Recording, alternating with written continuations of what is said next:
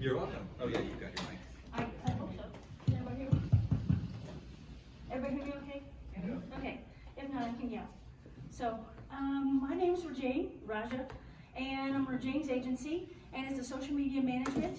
I don't do marketing per se, but I can. But basically, I just want to manage other people's social media so that it makes it easier for them to manage their own life or do whatever they want to do. How do you turn this clicker? Press the right arrow. The, That was left. okay. There you go. In 2020, there were just under 8 million small businesses in the USA, according to the Small Business Weekly. Think about all the small mom and pop shops that depended on foot traffic to keep the lights on. These little shops were affected most by the pandemic. Think about when you traveled and you stopped for gas and you had some unique little store that was right next door, and you went and pilfered through all the little treasures that you could see about taking home as a memory of your trip. If they didn't make it through the pandemic, they're gone. Next. As a result, 34% of these businesses closed permanently from the pandemic. That's 3 million businesses in the United States gone forever. Gone. Like, that's astonishing to me. Many of these small businesses that did make it have been at the top of their industry for decades, but they are the ones that are dedicated and they know their stuff, but they're not necessarily up for switching over to the digital era. It was once considered conventional business to use newspapers and or radio as a main form of advertisement to reach customers. In 2020, there were 55 million daily newspapers. In 2000. So half of them left or got dissolved in 20 years. That's like not even a lifetime to me.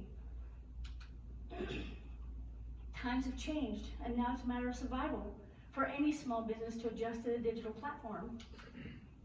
As of January 2023, there are over 33 million small businesses in the United States.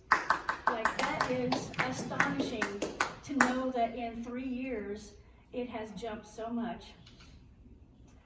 Many have adjusted to the online presence to help their company thrive with the likes, shares, in the new word of mouth. Like, a word of mouth is everything, right? How many have adjusted to the online? Oh, did that. 29% of small businesses don't have a website, saying that it just doesn't fit their industry.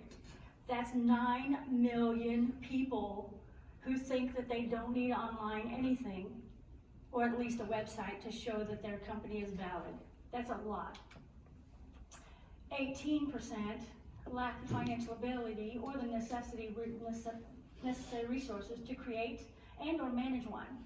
That's 6 million people who don't feel like they can afford a website or feel like they can manage one because they see the numbers out there, they think it's too expensive or whatever. Google and the other search engines are the best way to reflect your online profile, which is your online reputation, right? Have you searched your profile, business or personal? And I thought about putting in a little exercise here where everybody would flip out their phone and like grab some kind of a social media something and see what your personal social media looked like. But then I thought, well, it might take too long. But anyway, that's something you could do on a regular basis just to make sure that your reputation is actually the way you want it to be. Is everything up to date? Clear photos of detailed descriptions of your products? How about the pricing? Is it current? And the days and the hours of operation? Do you have all that current? Have you claimed your business on Google, on Yelp, on TripAdvisor, on any of the other platforms? Some people don't know about that. Do you have a website? Is it linked to your platforms? Facebook, Instagram, TikTok, etc. How are you reaching your target audience? Do you need help? Each platform has different algorithms. When I look for a new place to eat, I look at good reviews, crisp pictures, good menu selections, hours and days of operation, can I book a reservation, and of course the prices. And that's the way most people select their places to go and things to do. Rajanes Agency was officially born in January 2022. It took me another year to find my niche, which is the social media management. That's a picture of my logo, and it will be soon my card. I haven't got that far yet. I have always self-reflected and continued learning about my strengths and weaknesses. My strengths, I'm honest, upfront, and forgiving, sometimes to a fault. I'm naturally a creative problem solver. My weaknesses is I have a kind of forgiving attitude, which is also my strength, you know? So it kind of plays devil advocate sometimes. I give everyone the benefit of the doubt. So I don't know if it's a weakness or not. I consider it to be, if it's okay. If you want to be nice to me, I'll be nice to you back. Okay, questions and answers. Was that 6 minutes?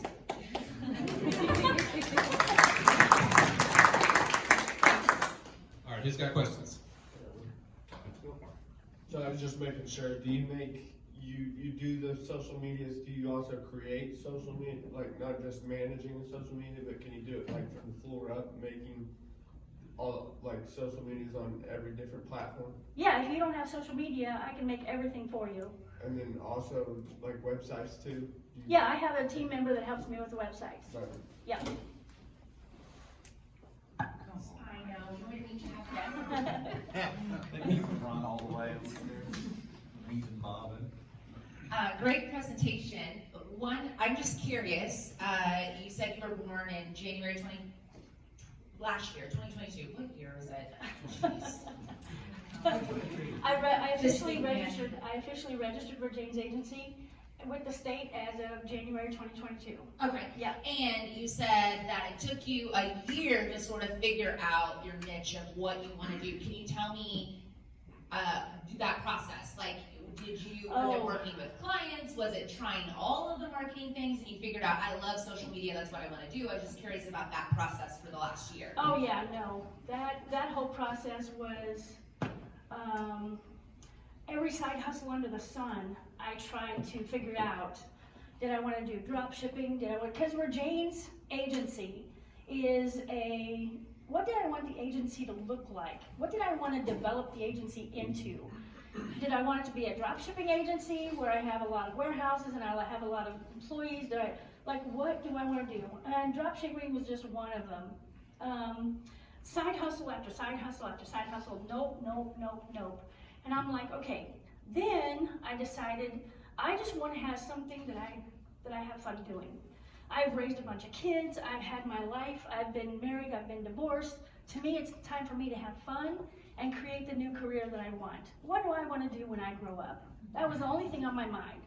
So to me, it was okay, I'm always on the phone. Everybody's always on the phone. But then I walk into restaurants and I'm like, well, what does this social media look like to them? How do people find them? And that's when it clicked that I need to start going through people's profiles online. I've been in Joplin for a long time, and I never thought about this. But you go onto social media and you put in a restaurant that you want to take your friends to, and you want to show them that it's a good place to eat. But their pictures are terrible, they don't have their hours on there, they don't have a website for you to go to. All that is fixable, but they don't have time because they're focused on making good food. That's where I come in.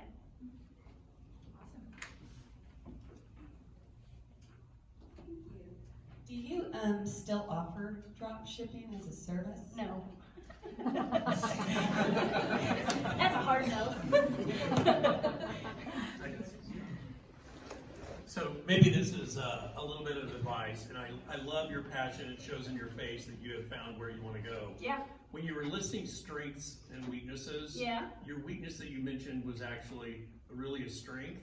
Yeah. So here's a little bit of loving advice I would give you. Sure. When you find yourself in a situation where somebody mistreats you or they don't pay a bill and it just goes south. Mm-hmm. And anytime you own a small business, you will be faced with that. Oh, absolutely.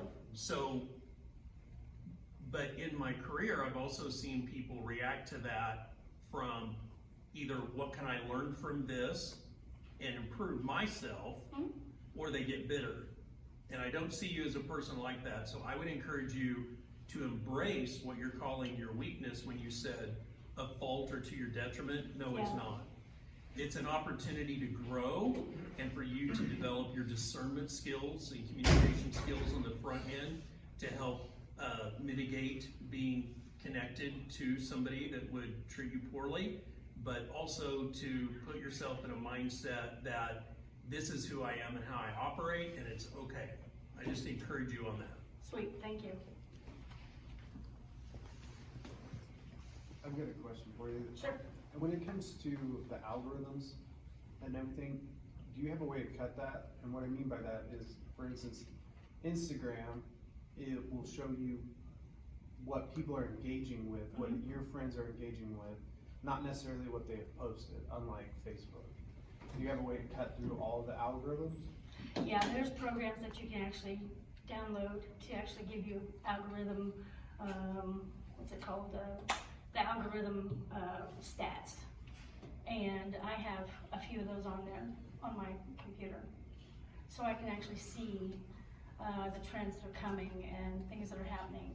Not necessarily like before, but you can see it growing, you know, as it grows. You can see what's going on, and then you can figure out if you want to go that way or not. Yeah. There. He was first. I love that everybody has something to ask me. That's nice. Great presentation. Thank you.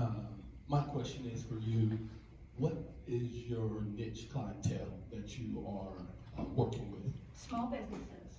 And let me break it down even further. Is it like restaurant owner, or is it more of an inspection owner that you kind of do their social media? Like, what's your target category in the small business, if that makes sense? Yes.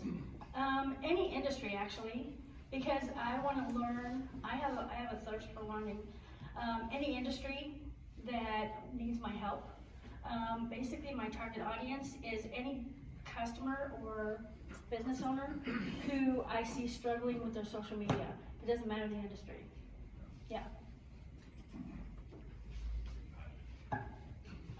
Excuse me. Do you have a way of generating numerous hashtags for different sites? I'm tech stupid, so that's one of the problems that I have. I don't have enough hashtags on my sites for people to reach me.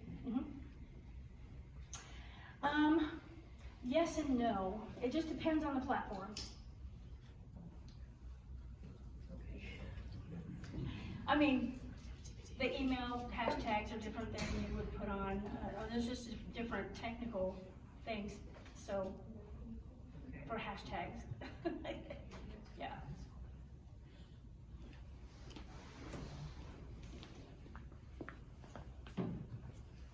I also thought good presentation.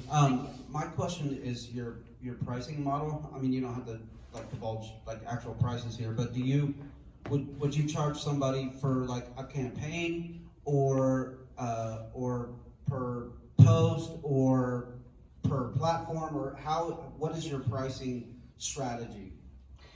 Well, because I see people struggling online as far as like their social media profile, I have a profile amount that I would present to the business owner. And then if they want to continue using me on their social media, then I would do a different contract, and it would spell out what kind of contract they want, how many social medias they want. I ran into a guy the other day, he doesn't want to have anything to do with Yelp. And so I'm like, okay, Yelp won't be on your contract, you know? I've heard lots of people say that, by the way. Yeah. Well, I guess my follow-up question would be, I think you kind of answered it, but I was thinking about as a piece of advice, like if you had like if you were able to differentiate all the content that you were creating versus the content that you were posting, You know, whether they create it, or you create it, or you just put, you know, they have something they send you, like, hey, I took a picture of this job site, and I want you to do something with it. You know, looking at the small nuances like that, I think might be helpful, because sometimes they just, I worked with a construction company in Arkansas, and the guy just couldn't, I mean, he had amazing work that he was doing. He was remodeling. I mean, remodeling for like Walmart execs and all kinds of stuff down there. But he had never even been on social media. So he was taking just regular pictures of random stuff, and I was like, you know, just be more thoughtful about the pictures that you're taking, and send me the raw image, and I'll doctor that for you, and then regurgitate that. So so technically he was creating the content. I was just, you know, and that way it was more cost effective for him. Obviously I'm not going to drive to Arkansas and take his pictures for him. Right. But anyway, just a thought there. Actually, that's what I'm doing with most of my customers, because I want to be a remote worker myself. And so for me, I don't want to chase you down in the middle of your busy day in a restaurant at noon and say, hey, I need a picture to post, take a picture of the food that's leaving, going out to take, you know, I don't want to do that. So in my contract, it says that the business owner will provide me with details of the picture. If it's some food that has a shrimp on it, what's it, like, I just can't put shrimp because I don't know what else it is, you know? So I have to have like, what's it called, and a little bit of detail. And then I would go ahead and make it expand that post, and then make sure it's scheduled. Yeah. Sounds good. Good job. I found your Facebook page, Thank you. but I can't get on your website. The link. I don't have a website. It's not active yet. Okay. I'm working on it. I'm one of the 16 million people.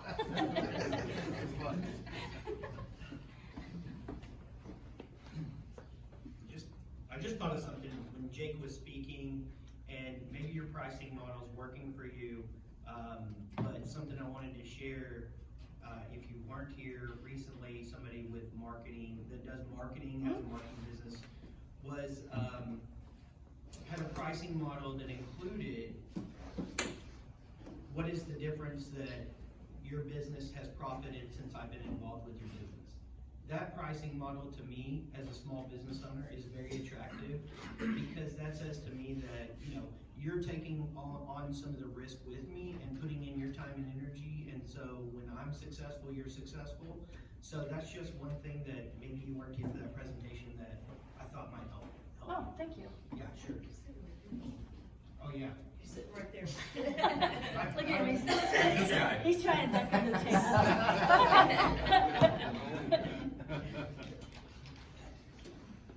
Your friend didn't come back. I don't see her. I didn't hear her. I think we're ready for. So do you have any like examples of social medias that maybe we could look at, or if it's okay to look at to just like see how the things have improved since then? Or? Yes, but I don't know that yes and no. Yeah. In my contract, I say that I won't divulge who I'm working for, and so if I actually share the social media, then I'm actually divulging who I'm working for, you know? Yeah. So, Okay. but yeah, sorry. Thank you. Anybody else?